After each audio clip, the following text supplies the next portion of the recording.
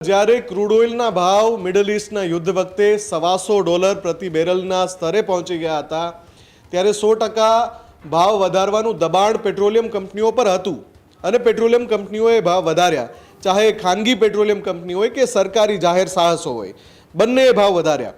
હવે જ્યારે $70ની આસપાસ ક્રૂડ ઓઇલ ટ્રેડ કરી રહ્યું છે એટલે કે જે ભાવ હતો $125નો એના પીક ઉપર, એની સૌથી ઊંચી સપાટી પર, ત્યાંથી ઘટીને $55 ઘટી ગયા છે એક બેરલે.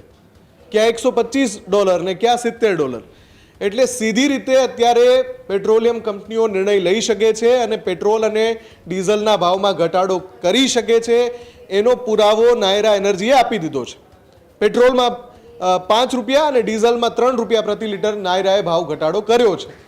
હવે જો નાયરા એનર્જી ભાવ ઘટાડો કરી શકતી હોય તો જે સરકારી જાહેર સાહસો છે, હિન્દુસ્તાન પેટ્રોલિયમ, ભારત પેટ્રોલિયમ, આ જે બધી કંપનીઓ કે જેના પેટ્રોલ પંપ આખા દેશમાં છે અને અસંખ્ય છે, એ પણ ₹7.5 પ્રતિ લીટર જે ભાવ વધારો કર્યો છે પેટ્રોલ અને ડીઝલમાં અત્યાર સુધીમાં, મે મહિનામાં 4 વખત ભાવ વધારો થયો હતો.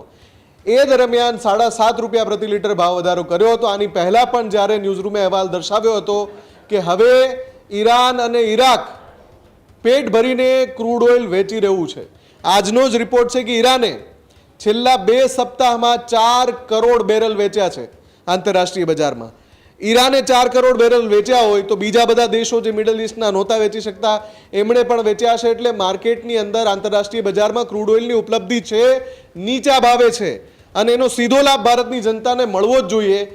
જાહેર સાહસની જે પેટ્રોલિયમ કંપની છે એના ઉપર સવાલ છે કે ક્યારે હવે ₹3, ₹5 કે ₹7 જે તબક્કામાં તમારે ઘટાડવું હોય, ભાવ ઘટાડો કરવો જરૂરી છે, આવશ્યક છે, કેમ કે સામે ફુગાવો પણ વધ્યો છે.